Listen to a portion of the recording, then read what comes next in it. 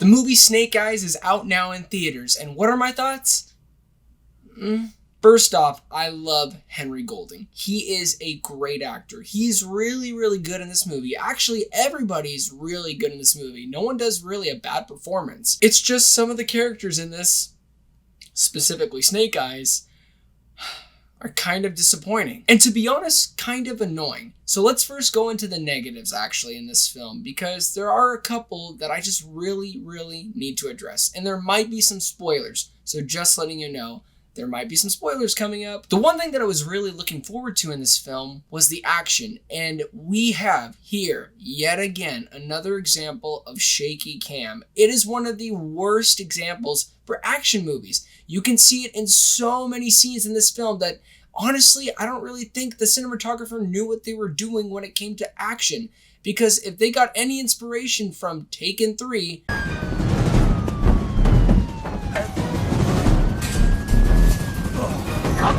that jump cut scene, that type of stuff is all over this film. There is no scene in this movie, specifically when it comes to action, where it cannot just stay on one wide shot for more than 3 seconds maybe even 2. And there's some really, really good shots in this film. Like, I'm not going to say all of the action's terrible. There are some enjoyable moments where I can actually understand and see what's happening. But overall, the action is just terribly edited, terribly shot, majority of it. Like I said, some of it's good. And it just gave me a headache pretty much throughout this entire film. Another negative for me in this movie is that it's called Snake Eyes G.I. Joe Origin. And honestly, this movie would have been better if it was named off of some other random ninja character rather than Snake Eyes, and it also being a tie-in to the G.I. Joe Origin universe or whatever.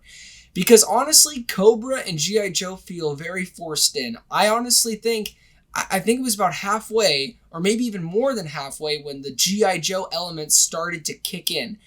And I didn't really have a good time with it. It kind of felt like it was outside of this world that they were building. All the martial arts aspect, all the Tokyo stuff, the gang rivalry, I was all in it. The Storm Shadow scenes between him and Snake Eyes, the brotherhood aspect, I was all for that. But then you started mixing in the G.I. Joe aspect, and that's really when the movie started to lose me, especially in the third act. Because when you have this awesome world building with this martial artist and this world of you have to go through these 3 tests in order to become a Yakuza, and then you have fire, stone, rock abilities that can destroy civilizations really easily just by touching it and holding on to it and thinking really hard. Kind of feels like a different movie. Yes, I know it's G.I. Joe and there's probably elements in that, and just to let you guys know, I don't really know the world of G.I. Joe that well. I'm a newcomer. I've seen the other movies, some of the cartoons, but when you show me a world that's well established, and especially the first half, in a martial arts aspect,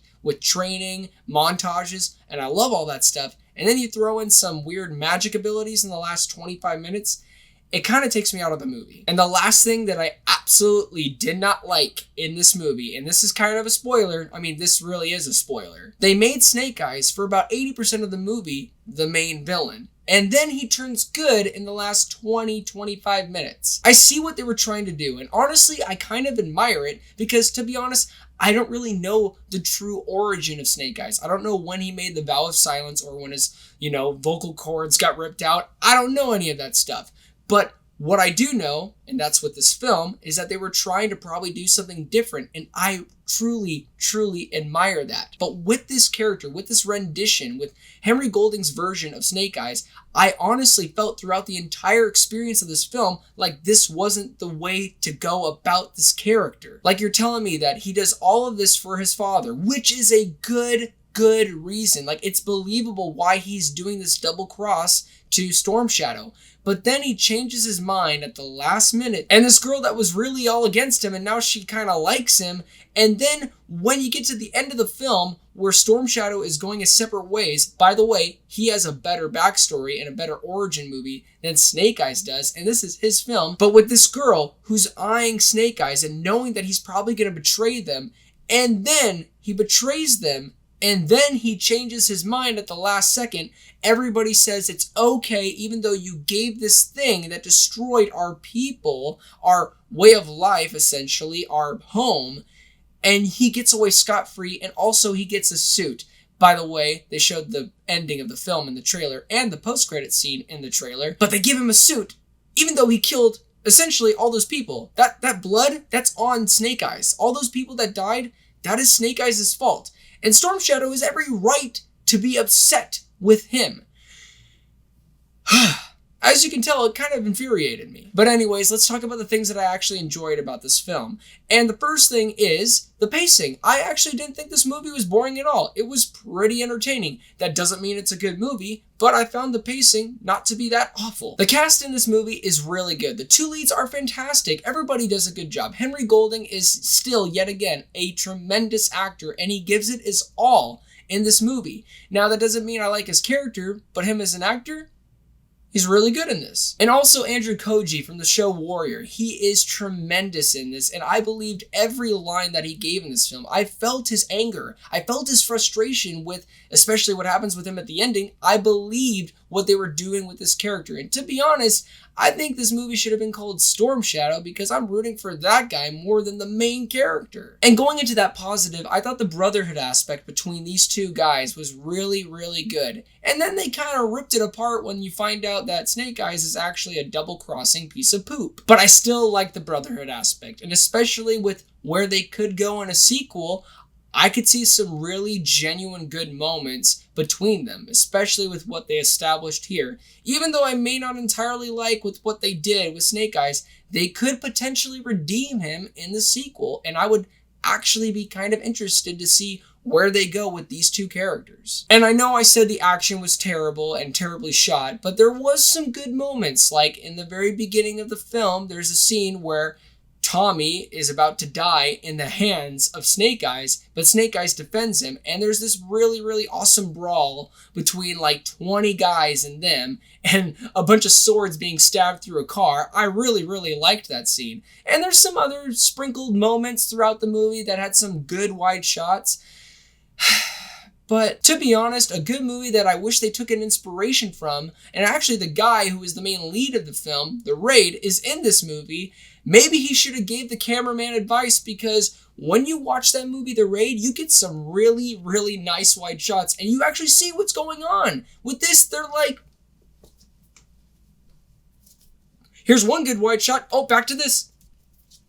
But some of the action was okay. And the last thing that I really enjoyed about this film was the world about the clan. And when you go to Tokyo, it was very vibrant, very colorful. It really pulled you into the film. And I love the way movies can mess with color. And I felt like with this film, there were some genuine good moments of vibrant life in this film.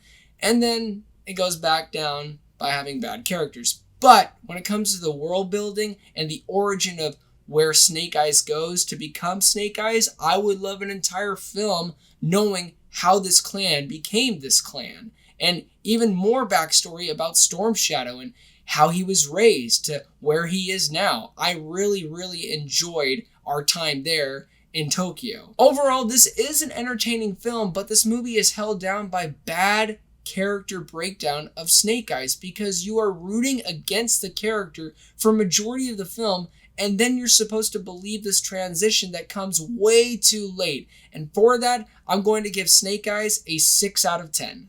Well, thank you guys so much for watching my review. It really means a lot. Please don't forget to like and subscribe, and also don't forget to be blessed.